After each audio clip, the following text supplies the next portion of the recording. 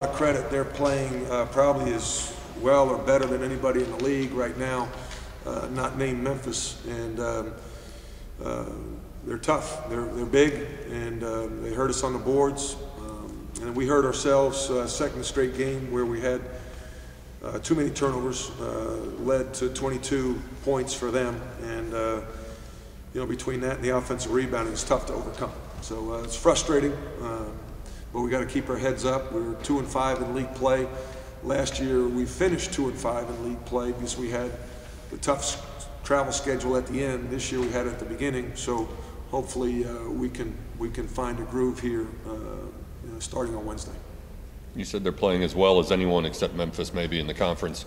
What are the biggest differences you saw today compared to the Tulsa team you saw up at their place? I think they're shooting the ball extremely well. You know, we start looking at league stats now versus overall stats, and Jordan Clarkson and Scotty Harrelson are shooting the ball very well in league play. Both were over 40%, and they continue to do that tonight. Talk about keeping your head up. You know, Jalen's at the line, you're down 4-3 and have to play. Is that what you go back to and say, guys, this is what we need to fix? Yes, and that's, we talk a lot about mental toughness. Mental toughness comes in various forms. It comes in believing in your foul shot. We've made changes to his foul shot from the beginning of the year, and he did well, and then he missed one, and then he wants to go back to his old form, stuff like that. Turnovers, granted, give them credit, give Tulsa credit, but Jeremiah, you know, shouldn't have 3 assists to 4 turnovers. In our offense, everyone touches the ball, so everyone's responsible for handling the ball, and you know, we've got to handle the ball better against a team obviously like Tulsa or anybody in the league. And that's, again, that's mental toughness. When you're driving to the basket, you know, are you making the right decision? You come off the screen, are you making the right decision? You know, so toughness comes in a lot of different forms.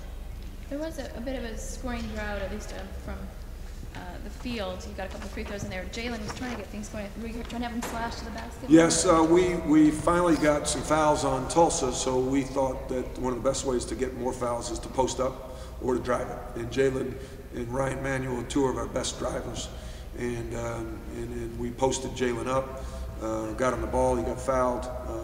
So yes, but you know, to ask a freshman to do that in that type of situation is tough to do sometimes on a consistent basis. And you mentioned the rebounding, and you know, you guys ranked toward the bottom of the right. league in rebounding. You know that's right.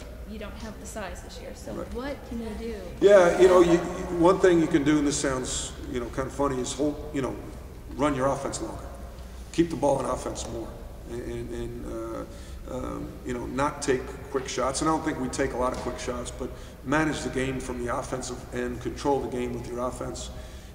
And try to take advantage of, turn their strengths into a weakness, like their size. And we try to do that. And I thought we did a decent job early where, okay, you have a big guy guarding Leslie, Robert, Sean, make them close out to the top of the key and either shoot a 3 or drive the basketball. And we had some good looks early. You know, and I'll have to look at the tape to see what adjustments they made, if any.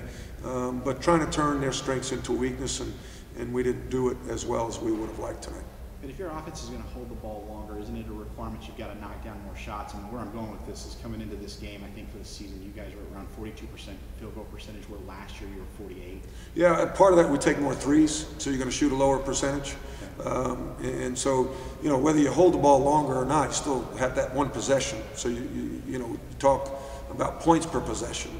You know, ideally you'd like your points per possession to be around 1. I'm not sure where ours ranks, but you know, just want to make sure they work longer on defense and get not a good shot, but a great shot. Was Rod bothered by his hamstring? Yeah, no question. I didn't know if we would have him for the second half. He was going to come out and talk to you all, but he's got to get treatment. He took a shot at halftime, a shot in the hamstring, and you know, he's a trooper. He is. You know, we're going to donate his body to science when he's done, because you know, every day Warren our trainer gives us an injury report, and like there's a paragraph on Rob. You know, hamstrings, knees, feet, and to his credit, he's guts it out. I didn't think he was going to play in the second half. but I think just having him out there is a presence that the other team has to respect. So we'll see if he's able to go on Wednesday.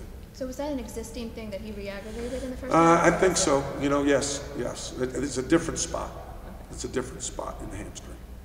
So the doctor told me what it was, and I can't. You know, in layman's terms, upper hamstring, mid hamstring, lower hamstring. Jalen got a lot of minutes, including a lot of key minutes in the second half. Yeah. Are you starting to trust him more No and rely on him? Is he more mature? No Are you question. seeing him grow up? Yeah, otherwise I wouldn't have put him in the starting lineup. I think it was after the Rice game that I decided to start Jalen. He gives us an energy, a competitiveness, a fire, and he's got talent. His ability to get some easy baskets, either on post-ups or drives. He gets to the foul line. He can get some offensive rebounds. He's a very talented kid, and at the beginning it was a very tough adjustment for him. And we, you know, we came to the meetings of the minds, and you know, he was a little confused with his role and expectations, and to his credit, he listened and embraced it and got better. And he changed his behavior from body language to listening to, you know, not taking bad shots. It was kind of a funny moment in the game when he took the three and I substituted, and he started walking to the bench. The sub wasn't for him. But normally in that situation when he takes a three, I take him out. Because he's not there yet as a three-point shooter. He will be. He's going to be a great three-point shooter. He's really growing up. And as a coach, as a parent, that's the neat thing, especially being a college coach. You know, you bring a guy in, he thinks he's, you know, God's gift. And when he realizes he's not, that he's got to work and develop. And he fights it a little bit, but then embraces it, and you see the growth. It's a pretty powerful moment as a coach. You guys, obviously last year were able to find something, you know, later in the season and go on a run.